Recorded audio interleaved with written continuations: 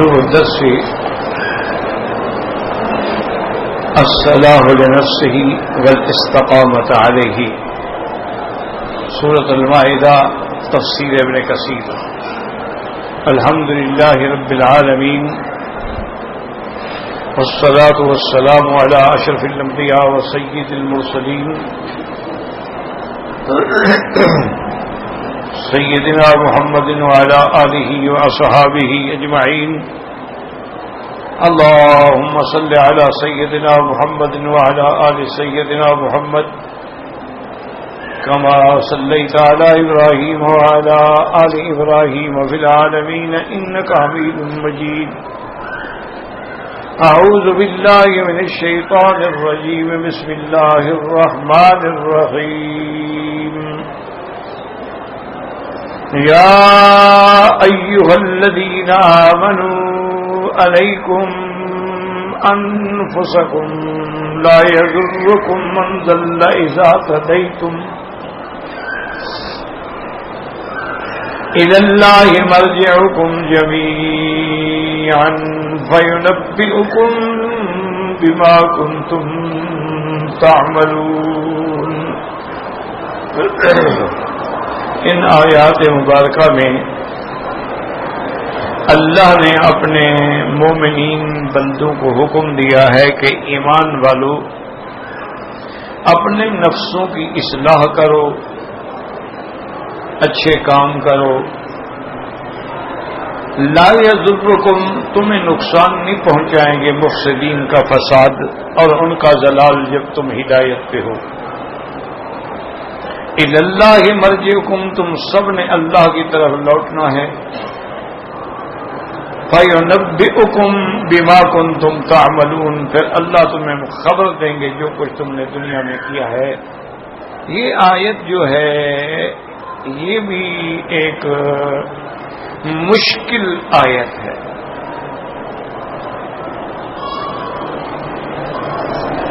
بظاہر اس آیت کا جو ہے وہ یہ ہے کہ آدمی اپنی اصلاح کرے، بس کسی دوسرے کی گمراہی اس کو نقصان نہیں دے. اسی طرح دوسری آیت ہے قرآن پاک میں وَلَا تَزِرُ وَازِرَةٌ وِزْرَ أُخْرَىٰ، کسی دوسرے کا گناہ کسی دوسرے پہ نہیں رکھا جائے. اسی طرح تیسری آیت ہے قرآن میں أَن لَيْسَ لِلْإِنسَانِ إِلَّا مَا سَعَىٰ، کہ انسان کے لیے صرف وہی ہے جو وہ کوشش کر رہا ہے. تو ان آیات کا جو بظاہر ہے وہ یہی ہے کہ بھئی دوسرے کا گمراہی ہمیں نقصان نہیں پہنچاتی، دوسرے کا نقصان ہمیں نقصان نہیں پہنچا، لیکن دوسرے کا عمل بھی ہمیں فائدہ نہیں پہنچاتا. ہمیں تو وہی ملے گا جو ہم نے کیا.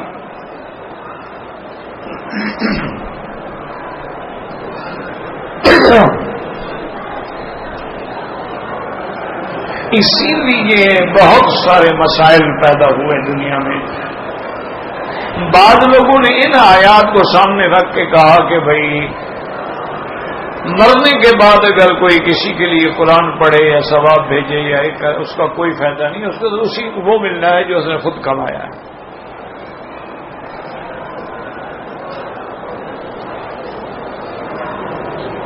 حالانکہ یاد رکھیں کہ یہ قرآن میں ہے کہ قیامت والے دن جب اللہ کی رحمت سے ایمان والے جنت میں چلے جائیں گے تو وہ پوچھیں گے کہ یا اللہ ہمارے آل اولاد بچے نظر نہیں آ رہے. تو اللہ تعالیٰ فرمائیں گے میرے بندے تمہارے بچے بھی جنت میں ہیں، لیکن ان کے اعمال تمہارے برابر نہیں ہیں کہ ہم انہیں تمہارے درجے میں رکھیں. صاف ظاہر ہے کہ جن کے اعمال زیادہ ہیں ان کے درجے بھی اعلیٰ ہیں. اب جو انبیاء کا درجہ ہے وہ کسی غیر نبی کا تو نہیں ہو سکتا. صدیقین کا درجہ ہے، شہداء کا درجہ ہے، صالحین کا درجہ ہے۔ صالحین میں علماء بھی ہیں، اولیاء بھی ہیں، سب ہیں۔ تو وہ عرض کریں گے کہ مولا ہم نے دنیا میں جو بھی نیکی کرتے رہے اپنی اولاد کے لیے بھی تو ساتھ مانگتے رہے نا۔ هب لنا من ازواجنا وذرياتنا قرة اعين اصلح لي في ذريتي اني تبت اليك واني من المسلمين۔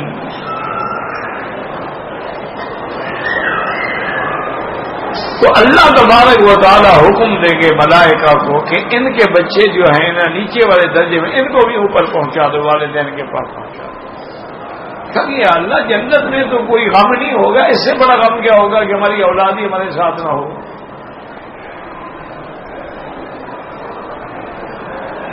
تو قرآن میں ہے کہ الحقنا بہم ذریاتہم وما التناہم من عملہم من شیء، ہم ان کی اولادوں کو والدین سے ملا دیں گے۔ یہ نہیں کہ والدین کے عمل کم کر دیں تاکہ درجہ نیچے ہو جائے، بولے نہ ان کا بھی کوئی نقصان نہیں ہوگا۔ تو اب والدین کا فائدہ اولاد کو پہنچا کہ نہیں پہنچا؟ اسی طرح آپ دیکھیں کہ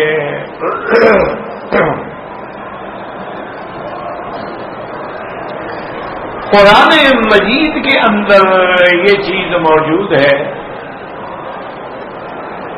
اور احادیث مبارک میں بھی یہ موجود ہے۔ یہاں دیکھیں کہ والدین کا فائدہ اولاد کو،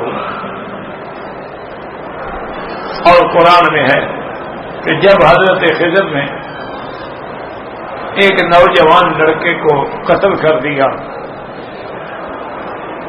تو موسیٰ علیہ السلام بول پڑے، انہوں نے کہا اللہ کے بندے اقتلت نفسا زکیۃ بغیر نفس، اس نے کیا گناہ کیا تھا کہ تم نے اس کو قتل کر دیا؟ کس جرم میں قتل کیا تھا؟ تو حضرت خضر نے فرمایا موسیٰ علیہ السلام اسی لیے میں نے کہا تھا کہ تم میرے ساتھ نہیں چل سکتے، تیرے اور میرے علوم کے اندر بہت بڑا فرق ہے۔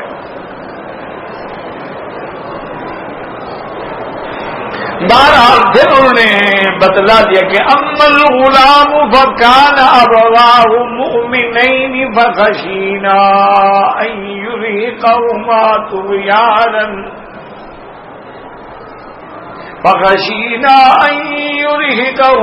طغیانا وکفرا۔ ہم نے کہا اس کے والدین جو ہیں وہ بڑے مومن ہیں، اور یہ بچہ جو ہے اللہ جانتے ہیں یہ کافر ہوگا، تو یہ ان کو کہیں کافر نہ بنا دے۔ تو ان کے والدین کی حفاظت کے لیے ہم نے اس کو قتل کیا۔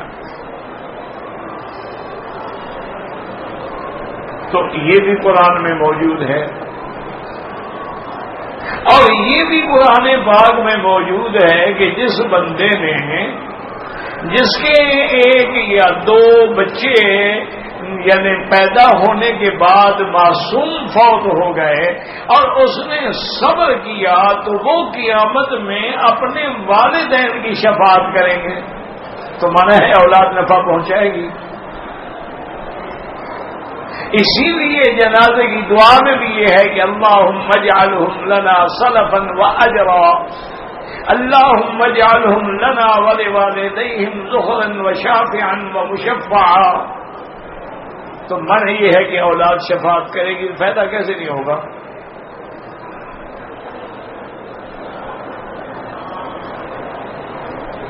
اور اسی طرح کئی چیزیں جو ہیں، یعنی آپ دیکھیں کہ دوسرے کے عمل سے فائدہ پہنچا۔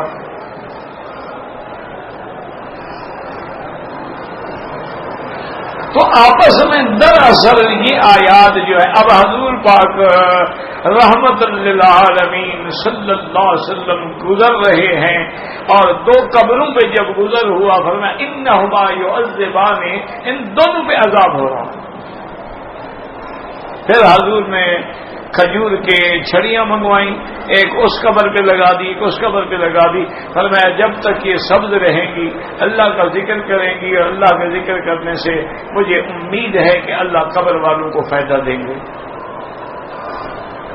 تو اب ذکر تو کر رہی ہیں وہ چھڑیاں، فائدہ ہو رہا ہے قبر والے کو۔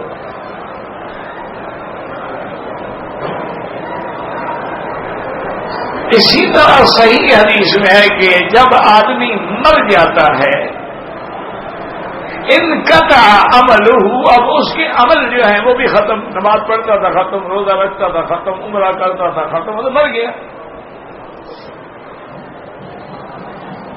لیکن حضور نے فرمایا الا ان ثلاث، تین چیزیں ہیں جو مرنے کے بعد بھی فائدہ دیتی ہیں۔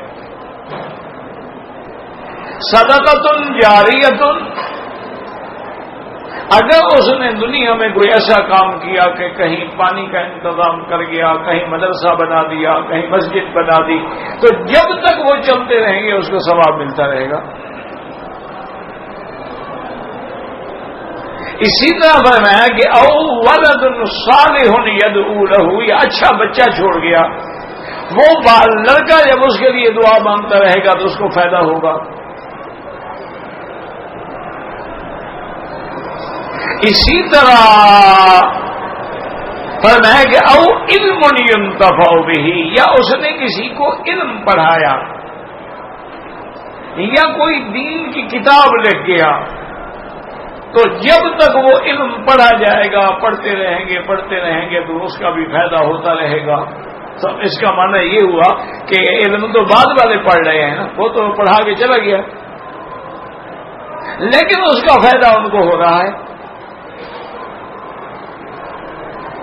اچھا، اور اسی طرح یہ بھی ہمیں قرآن سے معلوم ہوتا ہے کہ باپ کا فائدہ جو ہے وہ بیٹے کو نہیں ہوا۔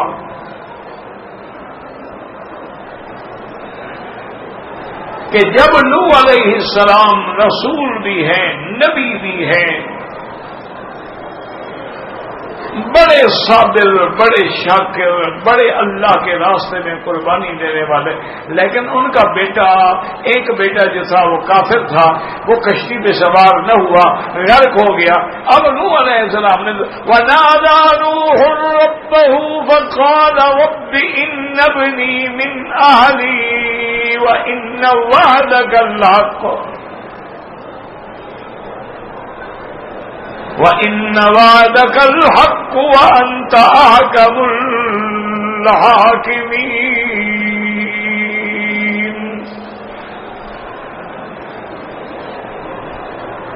اللہ کو پکارا نوح علیہ السلام نے کہ یا اللہ، میرا بیٹا ہے، میرے اہل سے ہے، میرے سلب سے ہے، میرے خاندان سے ہے، اور تیرا وعدہ تھا کہ میں آپ کی اور آپ کے خاندان کی حفاظت کروں گا، بچاؤں گا، تو اب وہ تو ڈوب رہا ہے، مہربانی کر کے اس کو بچائیں۔ یاد رکھو قرآن پاک، اسی لیے ہم ہمیشہ کہتے ہیں کہ قرآن والوں سے سمجھو، حدیث والوں سے سمجھو، فقہ والوں سے سمجھو، نحو والوں سے سمجھو، بلاغت معانی ادب والوں سے سمجھو۔ یہ بات اب دیکھیں نا، یہی نوح علیہ السلام کی دعا ہے۔ اب ظاہری قرآن آپ پڑھیں کہ جب کشتی پہ سوار ہو رہے ہیں تو نوح علیہ السلام نے کہا کہ یا بنی ارکب معنا، بیٹے ہمارے ساتھ آ جاؤ، ولا تکن مع الکافرین، کافروں کے ساتھ نہ ہوں۔ قال سآوی الی جبل، میں تو پہاڑ پہ چڑھ جاؤں گا، یعصمنی من الماء، پہاڑ اتنے اونچے ہیں مجھے پانی سے بچا لیں گے۔ پانی کتنا آئے گا؟ 2 میٹر 4 میٹر، ہر پہاڑ تو 200 میٹر اونچے ہیں۔ قال لا عاصم اليوم من امر اللہ الا من رحم، کہ اللہ کے حکم کے سوا کوئی نہیں بچ سکتا ہے۔ حال بینہم الموج فکان من المغرقین، موج آئی، بیٹا غرق ہو گیا۔ ٹھیک ہے، اب آگے قرآن کہتا ہے کہ وَقِيلَ يَا أَرْضُ ابْلَعِي مَاءَكِ وَيَا سَمَاءُ أَقْلِعِي وَغِيضَ الماء وقضي الأمر واستوت على الجودي وقيل بعدا للقوم الظالمين۔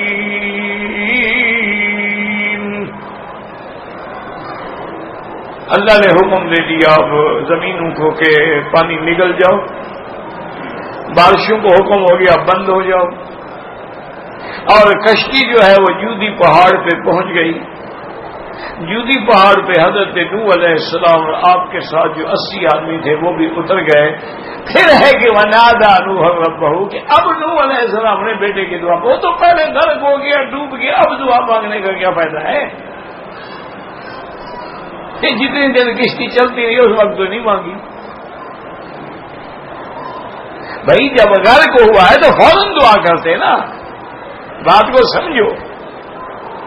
اب وہ کشتی کوئی ایک دن میں تو جودی پر نہیں پہنچی ہے، وہ تو کئی دنوں کے بعد جا کے جودی پہاڑ پہ پہنچی ہے۔ پھر یاد آیا حضرت نوح علیہ السلام کو، جب بیٹا پتہ نہیں کہاں پہنچ گیا، گل سڑ گیا، مچھلیاں کھا گئی، کیا ہوا؟ تو اس لیے قرآن سمجھنا بڑا مشکل ہوتا ہے۔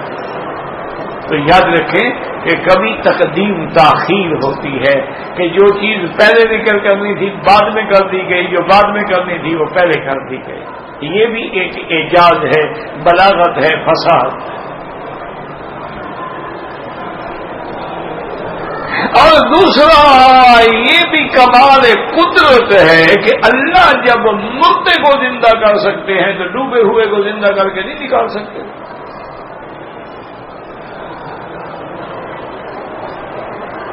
اللہ تعالی نے بتایا قال یا نوح انه ليس من اهلك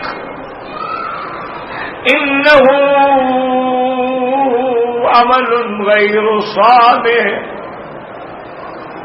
فلا تسألن ما ليس لك به علم إني أعظك أن تكون من الجاهلين۔ اللہ نے فرمایا نوح علیہ السلام یہ تیرا بیٹا نہیں ہے، کیوں؟ انه عمل غیر صالح، اس کے عمل بھیڑے ہیں۔ فلا تسألن ما ليس لك به علم، اور آپ مجھ سے کسی ایسی چیز کا سوال نہ کیا کریں جس کا آپ کو علم نہ ہو۔ اگر آپ نے ایسا کیا انی اعظک، میں آپ کو نصیحت کرتا ہوں، پھر آپ بھی جاہلین میں ہو جائیں گے۔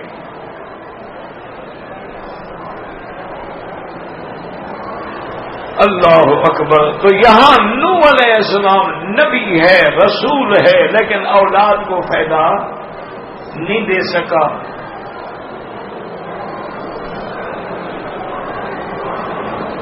اچھا یہ جو آیا ہے کہ آپ کا بیٹا نہیں ہے کہ انہ عمل غیر صالح، اس کے عمل اچھے نہیں، عمل اچھے نہ ہو تو بندہ فاسق فاجر ہوتا ہے، کافر تو نہیں ہوتا۔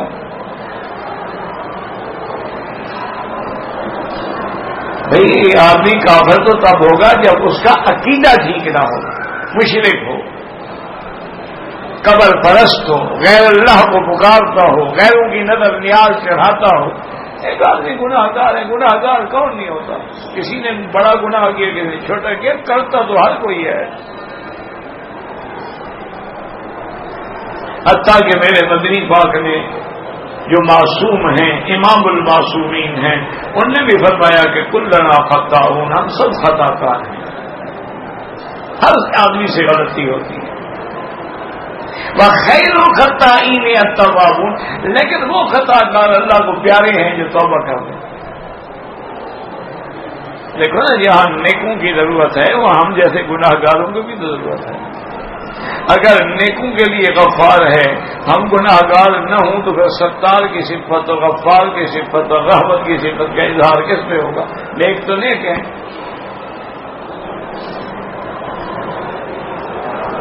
اسی لیے اللہ والے نے کہا تھا نا کہ ان کان لا یرجو کا الا محسنا، اگر آپ سے صرف نیک لوگوں نے امید رکھنی ہے تو جو نیک نہیں ہے وہ کہاں جائیں؟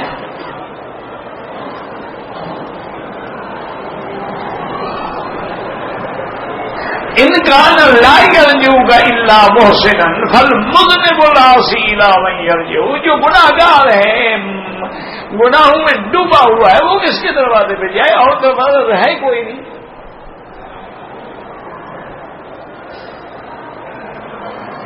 تو اب یہاں معلوم ہے، یاد رکھو کہ کبھی اسی لیے اللہ نے لفظ عمل کو اتنا اہمیت دی ہے کہ جیسے درخت پہ پھل نہ ہو وہ درخت بیکار ہے، تو جس مومن کلمہ پڑھے لیکن عمل ہی نہ ہو تو اس کے کلمے پڑھنے کا کیا فائدہ ہوگا اس کو؟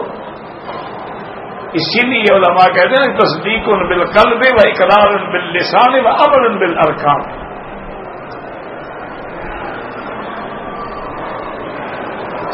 اب یعنی فائدہ بہرحال اللہ کے نبی کا فائدہ بیٹے کو نہ ہوا. وَضَرَبَ اللَّهُ مَثَلًا لِّلَّذِينَ كَفَرُوا امْرَأَتَ نُوحٍ وَامْرَأَتَ لُوطٍ كَانَتَا تَحْتَ عَبْدَيْنِ مِنْ عِبَادِنَا فَخَانَتَاهُمَا.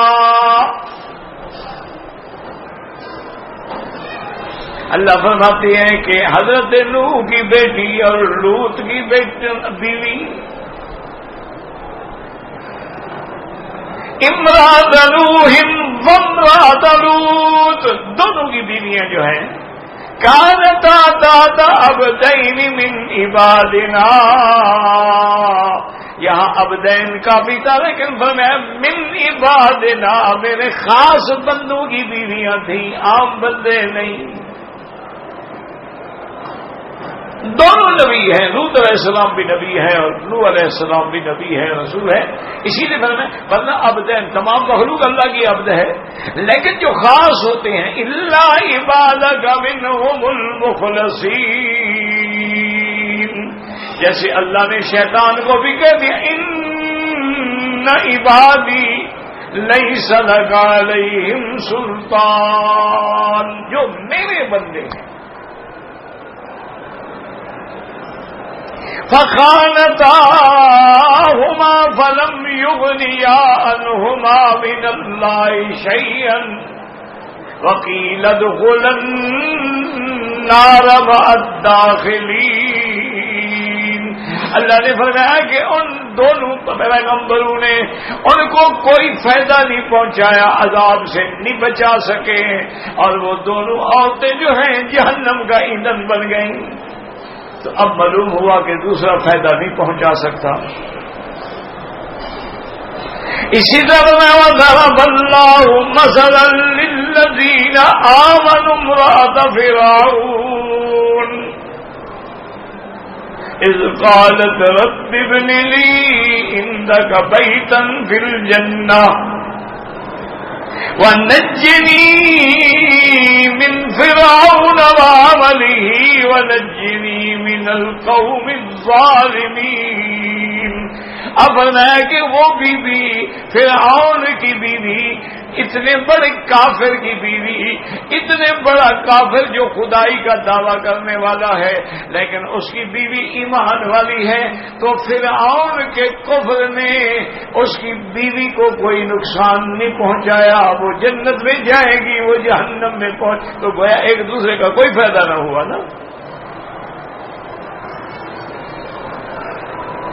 تو اس لیے آیات کو یہی وجہ ہوتی ہے میرے عزیز میرے محترم کہ علماء کی تمام آیات پہ نظر ہوتی ہے، صرف وہ ایک آیت نہیں پڑھ لیتے. لا الہ الا اللہ.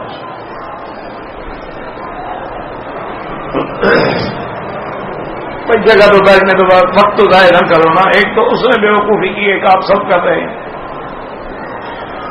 بوڑھا آدمی ہے، بزرگ ہے، اب کیا کہیں آدمی. یہ نہیں سمجھتے کہ آدمی کی درس میں ایک ذہنی رو جو ہے وہ ایک جگہ مرتکز ہوتی ہے، ادھر ادھر خیال کیا بات اڑ گئی.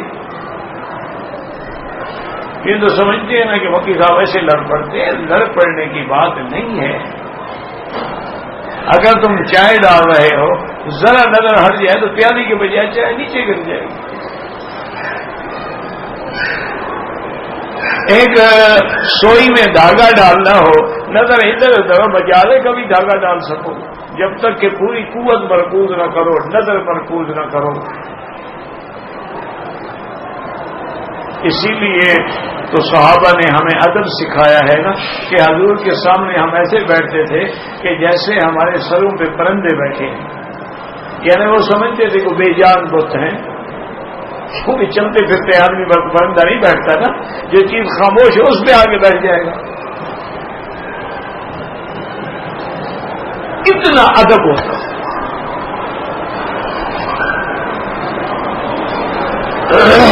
تو اب جناب یہ دیکھیں کہ نوح علیہ السلام اور لوط علیہ السلام باوجود نبی ہونے کے اپنی بیویوں کو فائدہ نہیں پہنچا سکے, اور بی بی آسیہ امرأۃ فرعون جو ہے اس کو فرعون نقصان نہیں پہنچا سکا.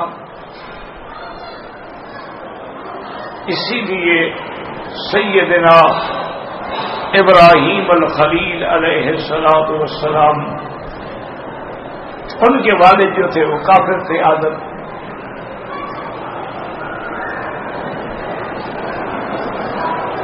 وہ کافر تھے اور حضرت ابراہیم علیہ السلام نے بڑی دعائیں مانگی, لیکن جب وہ کفر پہ مر گئے تو اللہ نے حکم دے دیا کہ اب دعا نہیں مانگے. کیا مانا؟ اگر کسی کے والدین یہودی ہیں, نصرانی ہیں, ہندو ہیں, لیکن زندہ ہیں, ان کے لیے دعا کر سکتے ہو کہ اللہ ان کو اسلام عطا فرما. لیکن جب وہ کفر پہ مر گیا ہے تو اب تو اسلام کیسے رہے گا؟ اس لیے اب اس کے لیے دعا کا فائدہ کوئی نہیں.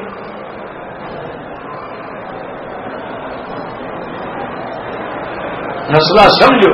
اسی سے علماء نے استدلال کیا کہ اس کے نوح حضرت ابراہیم علیہ السلام قیامت والے دن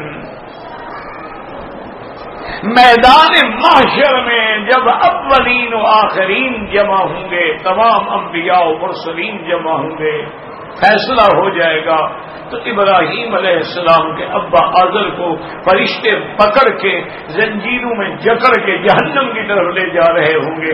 تو ابراہیم علیہ السلام وہاں قیامت والے دن بھی فریاد کریں گے کہ یا اللہ یہ کیا ہو رہا ہے. یوم لا یخزی اللہ النبی والذین معہ, اللہ آپ کا تو وعدہ ہے کہ میں اپنے انبیاء کو قیامت میں رسوا نہیں کروں گا, ان پر ایمان لانے والوں کو بھی رسوا نہیں کروں گا. ایو خزی من عبد الابعد, اس سے بڑی رسوائی کیا ہوگی کہ میرا باپ جہنم میں جا رہا ہے.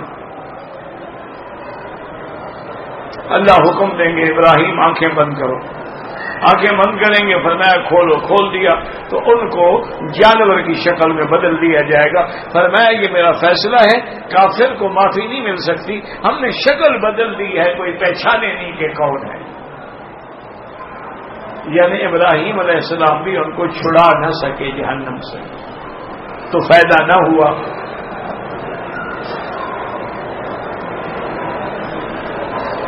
اور کبھی یہ ہوتا ہے کہ ہمیں حکم ہے کہ تم دعا مانگو, ربنا اغفر لنا ولاخواننا الذین سبقونا بالایمان,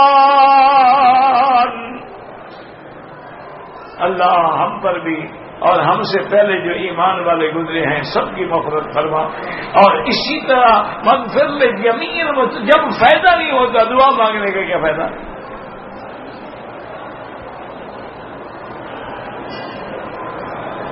یہی وہ آیات ہیں جن سے لوگوں میں اختلاف ہو گئے کہ جی مر گیا بس مر گیا, اس کے لیے کیا خیرات کرنی ہے, اس کے لیے کیا دعا مانگنی ہے. چھوڑو, اس کو کوئی فائدہ ہی نہیں, اس کو تو وہی ملے گا جو اس نے کمایا ہے.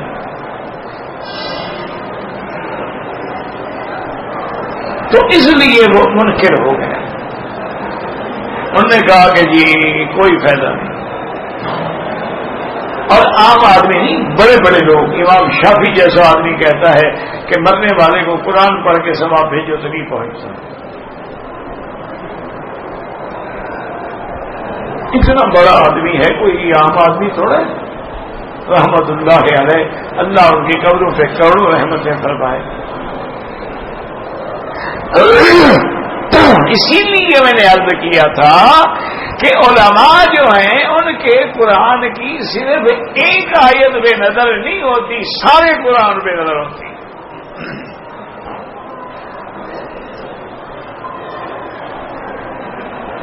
اب جس کی مثال کے طور پہ اس میں نظر ہو، اللہ نے پیغمبر کو حکم دیا ہے کہ آپ جو ہے رات کا تھوڑا حصہ آرام کریں، باقی 3 حصے رات کے جاگیں اور نماز پڑھیں۔ اب وہ صرف یہی آیت پڑھے تو وہ کہے گا بھئی یہ تو جو سوتے ہیں گناہگار ہیں، 3 حصے تو جاگنا ہے۔ اب اسے پوری صورت تو پڑھی نہیں کہ آگے جا کے اللہ نے معاف کر دیا۔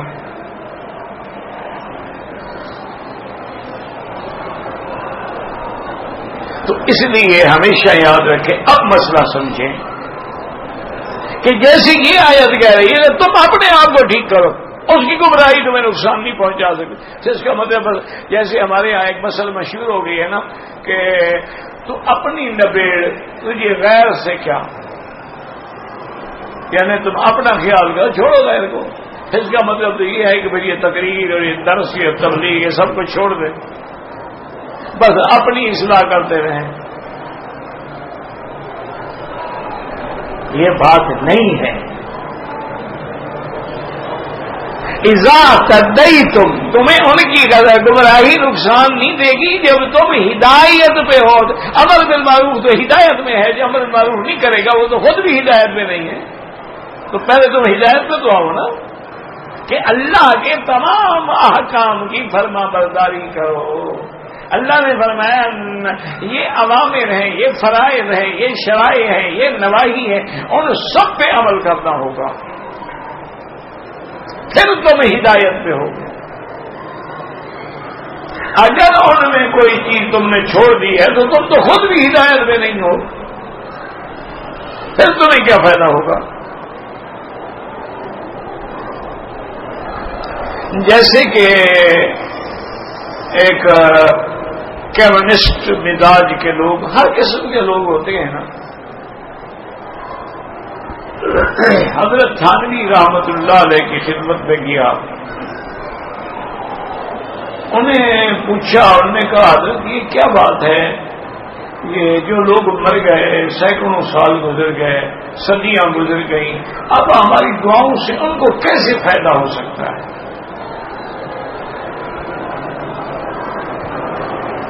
اور پھر جو انہوں نے عمل کیا تھا وہی ان کو نفع پہنچائے گا، ہمارے عمل سے اس کو کیا فائدہ ہوگا؟ اور کیا لگا جی دیکھو لوگوں کا کتنا خیال ہے کہ مکے شریف میں موت آ جائے، رمضان میں موت آ جائے، مدینے شریف میں موت آ جائے، اچھا یا مجھے قبرستان ایسے میں دفن کیا جائے جہاں اللہ والوں کی قبریں ہیں، ان کے ساتھ مجھے دفن، ان گئے جی ان کا ہمیں کیا فائدہ ہوگا؟ حضرت سمجھ گئے کہ اللہ کی رحمت سے عقل سے پیدل ہے، اس کو دلائل سے سمجھانے کا تو کوئی فائدہ نہیں۔ اس زمانے میں ہوتے تھے پنکھے ایسے باندھ دیتے تھے، کپڑا لٹکا دیتے، رسی سے کھینچتے تھے، پہلے دور میں تو یہی ہوتا تھا نا، یہ تو اب آ گئے نا جدید طریقے۔ تو ایک آدمی وہ رسی کھینچ رہا تھا تو پنکھا چل رہا تھا، تو آپ نے فرمایا کہ میرے بھائی یہ پنکھا جو آدمی کھینچ رہا ہے یہ کس کے لیے پنکھا چلا رہا ہے؟ انہوں نے کہا جی آپ کے لیے۔ اور کس کے لیے؟ فرمایا ہوا سب کو لگ رہی ہے کہ نہیں؟ آپ کو بھی لگ رہی ہے؟ اور آپ کے لیے تو پنکھا چلا نہیں رہا، پھر آپ کو کیوں لگ رہی ہے؟ تو اگر میری صحبت میں بیٹھو تو یہ ہوا جو ہے تمہیں بھی لگ گئی، اسی طرح جو اللہ والوں کی صحبت میں بیٹھتے تو اس کی ہوا اس کو بھی لگ جاتی ہے۔ ہوا تو ان کے لیے آتی ہے، رحمت تو ان کے لیے آتی ہے، لیکن وہ سامنے والا بھی فائدہ اٹھایا جاتا ہے۔ تو اس لیے ہمیشہ یاد رکھیں، اب بات کو سمجھیں، ان ساری آیتوں کو جمع کریں انشاءاللہ تو کوئی مشکل نہیں ہوگی۔ ایک دوسرے کو نفع نہیں پہنچتا، مانا کافر ہے تو مسلمان کو نقصان نہیں دے سکتا، اور مسلمان کا اسلام کافر کو نفع نہیں دے سکتا۔ جہاں ہے نا کہ اس کا گناہ تم پہ نہیں، تو یعنی اگر وہ کافر ہے، اب حضرت ابراہیم کا ابا کافر، ابراہیم علیہ السلام کو کیا نقصان ہے؟ اگر امرأت فرعون جو ہے اس کا خاوند کافر ہے لیکن بیوی کو کیا نقصان ہے؟ تو اگر ایک کافر ہے ایک مسلمان ہے تو اس کا کفر اس میں نہیں رکھا جائے گا، اس کا اسلام اس کو فائدہ نہیں پہنچائے گا، اور اگر دونوں مسلمان ہیں تو ایک دوسرے کو فائدہ پہنچائیں گے، دعاؤں سے بھی فائدہ پہنچائیں گے، حج کر کے بھی فائدہ پہنچائیں گے، عمرہ کر کے بھی فائدہ پہنچائیں گے، خیرات کر کے بھی فائدہ پہنچائیں گے، دعا مانگ کے بھی فائدہ پہنچائیں گے، اور قیامت والے دن شفاعت کر کے بھی فائدہ پہنچائیں گے، کہ حتیٰ کہ حافظ قرآن کو اللہ حکم دیں گے کہ تم اپنے خاندان کے 10 آدمی جن کو جہنم کے پروانے مل گئے ہیں شفاعت کو چھوڑنے کے لیے تیار ہو، تو اب ان کا بھی فائدہ ہوگا۔ اور اسی طرح آتا ہے کہ چھوٹے بچے جو معصوم 2 سال 4 سال 5 سال فوت ہو گئے، وہ میدان حشر میں پیالے پانی کے بھرے ہوئے لے کے ماں باپ کو ڈھونڈ رہے ہوں گے، لوگ کہیں گے بیٹا ہمیں دو گے، نہیں میں تو اپنے باپ کو ڈھونڈ رہا ہوں، تو اس کے باپ کو فائدہ پہنچائے گا بچہ کہ نہیں پہنچائے گا؟ اور اگر باپ اعلیٰ درجے میں ہے تو ان کے بچوں کو اوپر کے درجے میں بھیج دیا جائے گا تو نفع پہنچائے گا۔ تو معنی یہ ہے مسلمان کی دعائیں، مسلمان کے صدقات، مسلمان کے اعمال، مسلمان کے خیرات، مسلمان کے بدل حج، مسلمان کی عبادات کا نفع دوسرے کو پہنچے گا۔ ہاں کافر مسلمان کے لیے بیکار، مسلمان کافر کو کچھ نہیں فائدہ پہنچا سکتا، تو اس لیے جہاں ہے نہیں پہنچے گا وہاں کفر مراد ہے، اور جہاں ہے پہنچے گا وہاں اسلام مسلمان مراد ہے۔ تو اب ساری آیتیں جمع ہو گئیں، الحمدللہ کسی آیت میں تعارض بھی نہ رہا اور اختلاف بھی نہ رہا، واللہ اعلم۔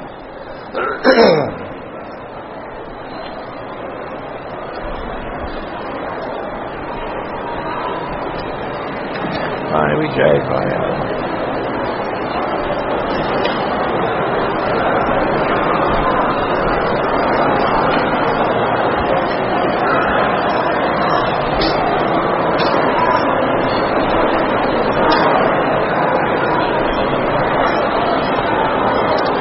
یہ جو اللہ نے الحمدللہ قرآن میں حکم دیا ہے کہ یا یحییٰ خذ الکتاب بقوہ وآتیناہ الحکم صبیا، کتاب سے مراد یہ تو ضروری نہیں ہوتی کہ یہ کتاب ہے،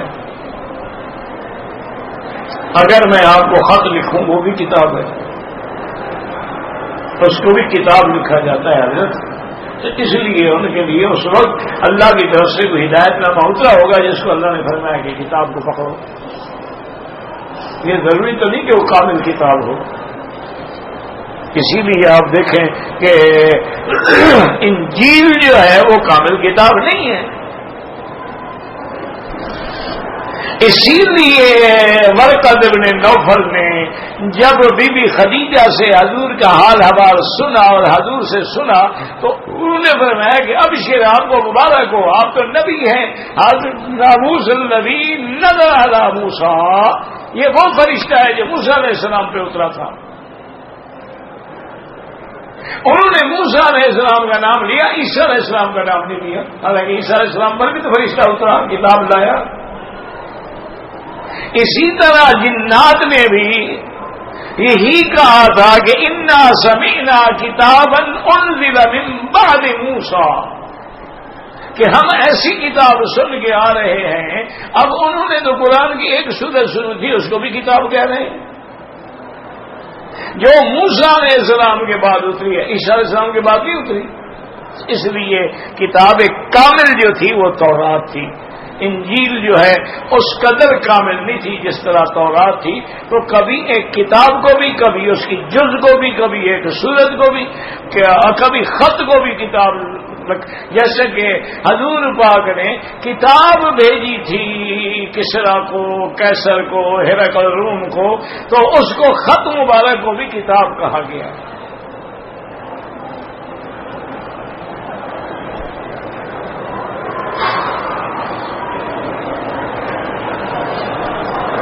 کہنے جی کہ قرآن میں آتا ہے کہ یا اخت ہارون ما کان ابوک امرأ سوء وما کانت امک بغیا. بی بی مریم کو قوم نے کہا کہ اے ہارون کی بہن، نہ تمہارا باپ برا تھا نہ تمہاری ماں بری تھی، تم کیسے یہ برائی کر بیٹھی؟ تو ہارون سے مراد جو ہے اس زمانے کے کسی نیک صالح آدمی کی طرف نسبت کی گئی. اخت ہارون وہ حقیقت نہ بھائی تھا نہ ہارون نبی تھا، یاد رکھو. کیونکہ جیسے انما المؤمنون اخوۃ، ہر مومن ایک دوسرے کا بھائی ہے، تو وہ اس نسبت سے کہ تم تو صالحین کے خاندان سے ہو. تمہارا تو حضرت ہارون سے نسبت ہے جو اللہ کا عابد و زاہد بندہ ہے.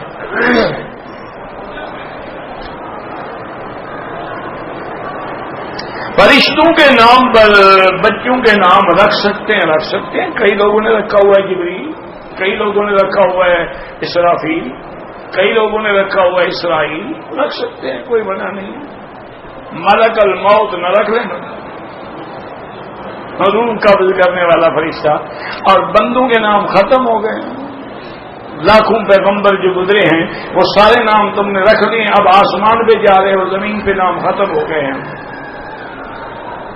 ایک عادت ہے کہ نیا نام ڈھونڈنا ہے، نام ہو لیکن نیا. انا للہ و انا الیہ راجعون.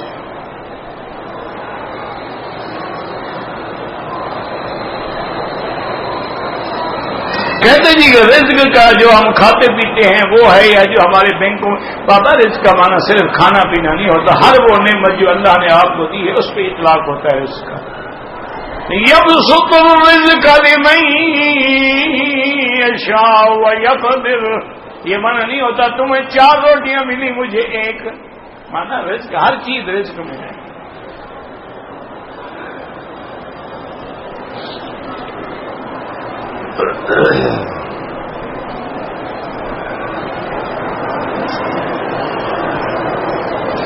اللہ پاک ہے، غصہ کرنا انسان کی فطرت میں ہے، مگر کیا غصہ کرنا؟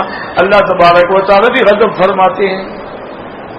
جیسے ان کی شان کو زیبا ہے، جیسے اللہ رحمت فرماتے ہیں، جیسے ان کی شان کو زیبا ہے. تو یہ اللہ کا غصہ اور غضب اور جلال ہی تو ہوتا ہے جب قوموں کو تباہ کر دیتے ہیں.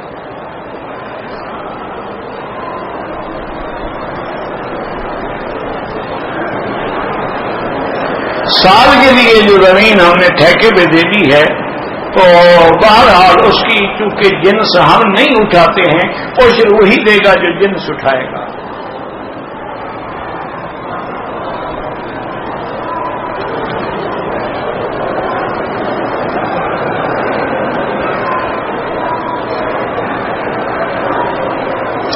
کہتے ہیں جی کہ اگر کسی نے 3-4 طواف مسلسل کیے ہیں، لیکن یہ معنی نہیں ہوتا کہ 21 چکر لگا لو تو 3 طواف ہو جائیں گے، یہ غلط بات ہے. 7 چکر پورے کر کے طواف ختم ہو گیا، پھر ہٹ کے پھر نیت کر کے پھر دوسرا طواف شروع کر. اس طرح جب 3 طواف کر لو گے تو بعد میں ہر طواف کی نیت کر کے 2 رکعت پڑھ لو گے. الحمدللہ وہ جائز ہے، لیکن افضل یہ ہے کہ ہر طواف کے بعد 2 رکعت پڑھو. ہاں مکروہ وقت ہے، عصر کے بعد کیا ہے تو 2 طواف کر لو، 3 کر لو. یا عمرے میں ہے طواف کر لیا عصر کے بعد، صفا مروا دوڑ لو، 2 رکعت مغرب کے بعد پڑھ لو.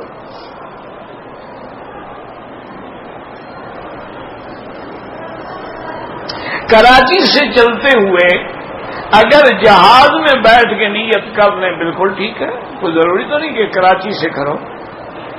آدمی کراچی سے غسل کر کے تیار کر کے چادریں ساتھ رکھ لے، میقات آنے سے پہلے چادریں پہن کے وہیں بیٹھے کوئی 2 رکعت پڑھنے کی ضرورت نہیں ہوتی، کوئی وضو کرنے کی ضرورت. لبیک میں عمرتن لبیک اللہ لبیک شروع کر دے.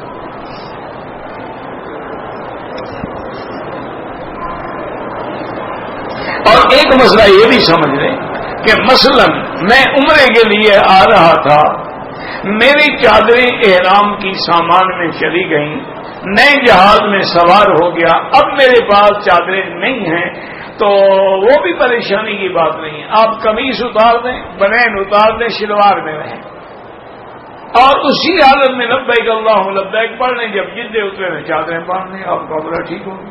کوئی ضروری نہیں ہے کہ چادریں ہوں، نہیں ہے تو نہ صحیح، وہی جو قمیض پہنا ہوا کندھے پہ ڈال لو، وہی تمہاری چادر ہے بس۔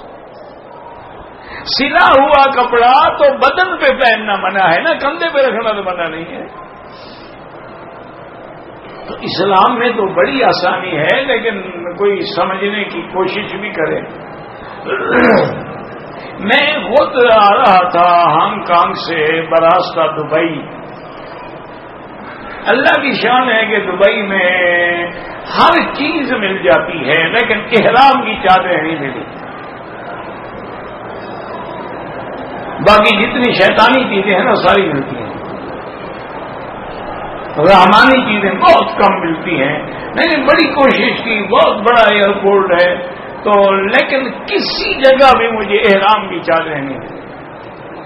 اچھا کسی مسلمان کو بھی ہوش نہیں آتا کہ یار وہاں یہی دکان کھول لو، سب سے زیادہ فائدہ ہوگا تمہیں، اور تو کوئی بیچنے والا بھی نہیں، تمہاری محنت پوری ہو جائے گی۔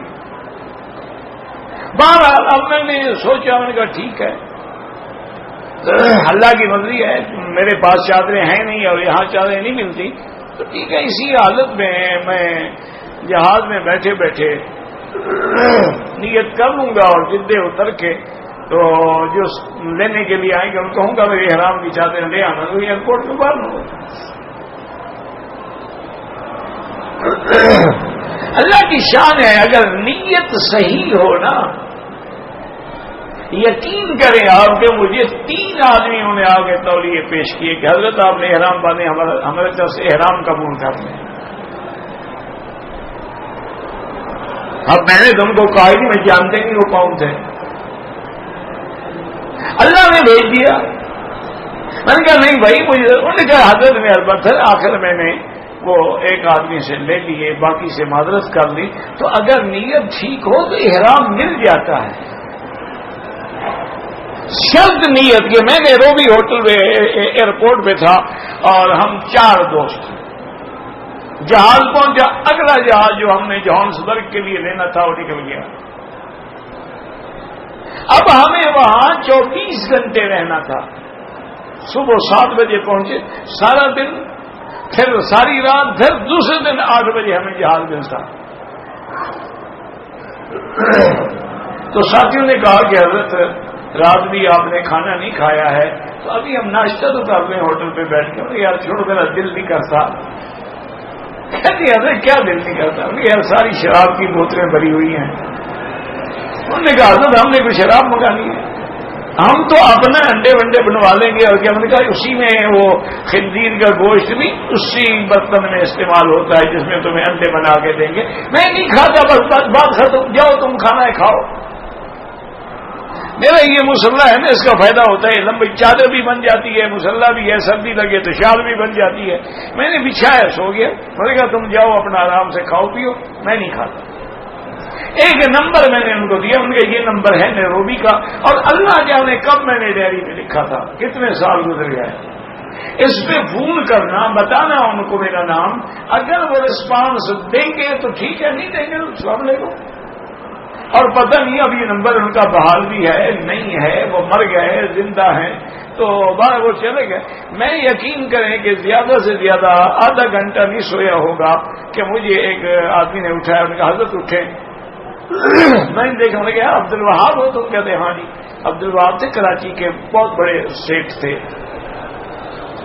خیر ہے کیوں؟ میں نے کہا حضرت ہم نے بھی جماعت میں جا رہے تھے، ہمارا جہاز بھی رہ گیا آپ کی طرح، تو ہم ناشتہ گھر سے بنا کے لائے تھے، تم نے کہا مکی صاحب سو رہے ہیں، میں نے کہا ان کے ساتھ اکٹھے ناشتہ کریں، چلو اٹھیں آپ ناشتہ کریں۔ میں نے زندگی میں اتنا اچھا ناشتہ نہیں کیا، پتہ نہیں کیا کیا بنواس، بڑے لوگ تھے۔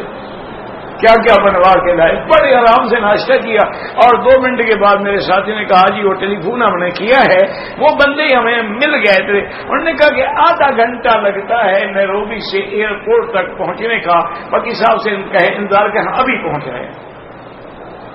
یہ تو ہماری خوش قسمتی ہے کہ اللہ نے ہمیں شکار گھر میں دے دیا۔ وہ آدھے گھنٹے میں آئے، ہمارے فوری طور پر انہوں نے ویزے لگوائے، جو وہ دوسرا ملک تھا نا جی، اس میں تو ہم داخل نہیں ہو سکتے تھے۔ تو ان کے بعد وہ ہمیں لے گئے، سارا نیروبی پھرایا ہمیں ماشاءاللہ، اور مغرب کے بعد میں کہا جی گستاخی کی ہے، ہم نے آپ سے پوچھا نہیں ہے، لیکن یہاں کی جو سب سے بڑی جامع مسجد ہے اس میں آپ کے جلسے کا تقریر کا اعلان کر دیا گیا، تو الحمدللہ مسجد بھری ہوئی تھی۔ تو میرے کہنے کا معنی یہ تھا کہ نیت اگر ہو اللہ پہنچا دیتا، لیکن نیت پکی کرو۔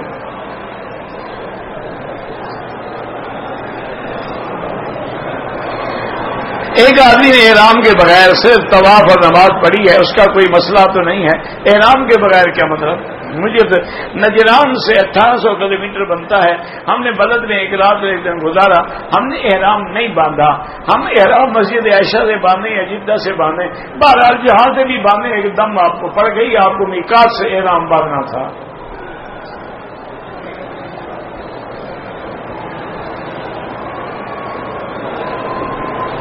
چھوٹے بچے کو احرام لاسٹک والا پہنایا ہے اور سر بھی نہیں مڈایا، احرام کھول دیا، اس پر کوئی جرمانہ نہیں، وہ بالغ ہی نہیں ہوا۔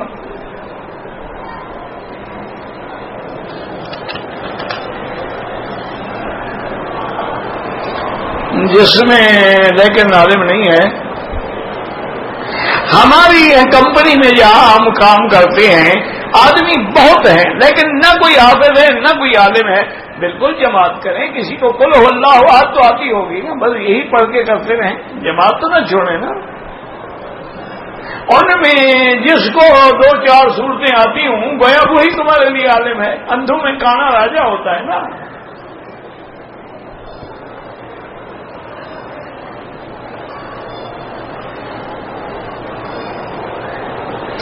میں بینک میں کالج میں پروفیسر ہوں، بینک قرض دیتا ہے لیکن اصل زر سے کچھ پیسے زیادہ لے گا، وہی تو سود ہے اور کیا ہے۔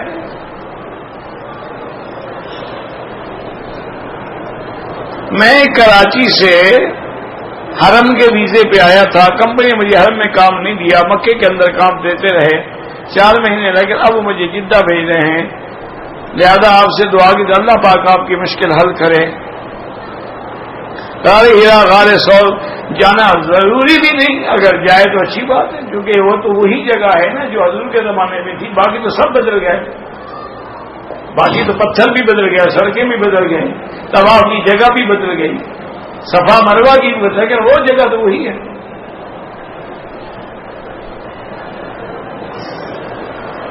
کہتے جی کہ ظہر اور عصر میں امام صاحب قرات زور سے نہیں کرتے ہیں، اور فجر مغربی شاب ہیں، تو اللہ فرماتے ہیں کہ یعلم الجہر وما یخفی، تاکہ تمہیں عقیدہ ہو کہ میں زور سے بھی سنتا ہوں اور ایسا بھی سنتا ہوں، تمہیں تعلیم دی جاتی ہے۔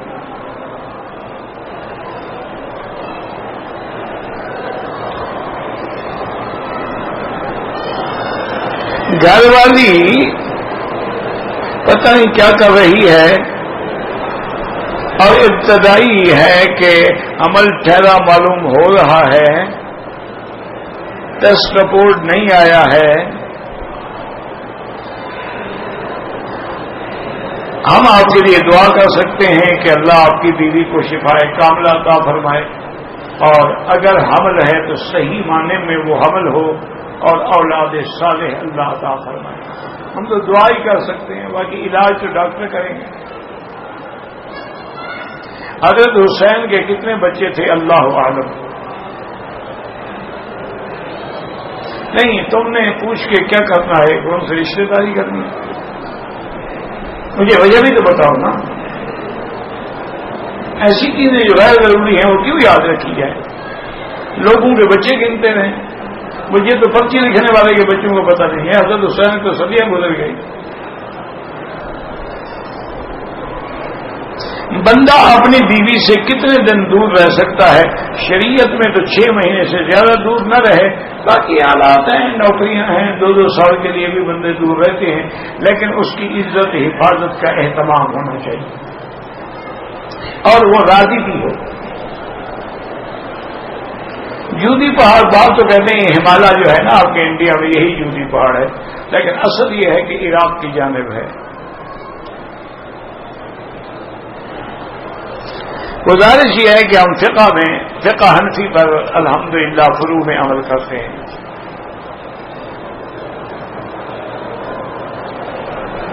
مجھے ایک غیر مسلم نے 2000 روپے دیے تھے کہ مکے مدینے میں خیرات کر دو. کوئی بات نہیں، کر دو. ابو جہل نے کعبہ نہیں بنایا تھا، اس کا جو طواف کر رہے ہو، اس کے مسئلے پوچھ رہے ہو. وہ تو کافر نے بنایا تھا جناب، پھر آپ طواف نہ کرتے. زمزم کس نے کھودا تھا؟ عبد المطلب نے. وہ کافر تھے اس وقت. یہ کہا ہے اچھی بات ہے، اس کا مطلب ہے کہ اس کے دل میں اللہ نے مکے مدینے کی عزت ڈال دی ہے. شاید وہ اسلام بھی لے آئے، ورنہ تو نہ دیتا. وہاں ان کے کافی مندر ہیں، وہاں خرچ کر دیتا. انڈیا میں تو بندے تھوڑے ہیں، خدا زیادہ ہیں. 35 کروڑ دیوتا ہے ان کا، اور 35 کروڑ ہندو نہیں ہے دنیا میں. بہرحال اللہ ہدایت دے. کوئی دشمن انسان ہے، ان کی ہدایت کی کوشش کریں.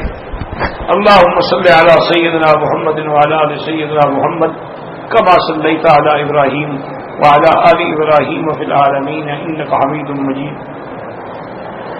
اللهم انت ربی لا الہ الا انت الحنان المنان بدیع السماوات والارض یا ذا الجلال والاکرام یا ذا الجلال والاکرام یا ذا الجلال والاکرام. اللهم فرج هم المهمومین نفس کرب المکروبین واقض الدین عن المدینین واشفنا واشف مرضانا ومرضى المسلمین واشفنا واشف مرضانا ومرضى المسلمین. یا اللہ عالم اسلام کی عزت کا فیصلہ فرما. یا اللہ کفار و مشرکین کی ذلت کا فیصلہ فرما. یا الہ العالمین اس بلد الامین کو قیامت تک محفوظ فرما، ہر فتنے سے محفوظ فرما. یا اللہ پاکستان کی حفاظت فرما. یا اللہ مسلمان جس ملک میں ہیں ان کی جان مال آبرو عزت کی حفاظت فرما. یا اللہ بیماروں کو شفا عطا فرما. یا اللہ بیماروں کو شفا عطا فرما. یا اللہ بیماروں کو شفا عطا فرما. یا اللہ ہماری ظاہری باطنی روحانی جسمانی بیماریاں دور فرما. یا اللہ بے حیاؤں کو حیا عطا فرما، بے دینوں کو دین عطا فرما، بے اولادوں کو اولاد صالح عطا فرما. جن کے گھروں میں بچیاں ہیں ان کو خیر کے رشتے نصیب فرما. یا ارحم الراحمین ہمیں تو مانگنا بھی نہیں آتا، بغیر مانگے عطا فرما. یا اللہ جتنے دین کے ادارے ہیں، مدارس ہیں، معاہد ہیں، ان سب کی حفاظت فرما. ربنا آتنا فی الدنیا حسنۃ وفی الآخرۃ حسنۃ وقنا عذاب النار. صلی اللہ تعالی علی خیر خلقہ سیدنا محمد وعلی آلہ وصحبہ اجمعین. اللہم صلی علی سیدنا محمد وبارک وسلم.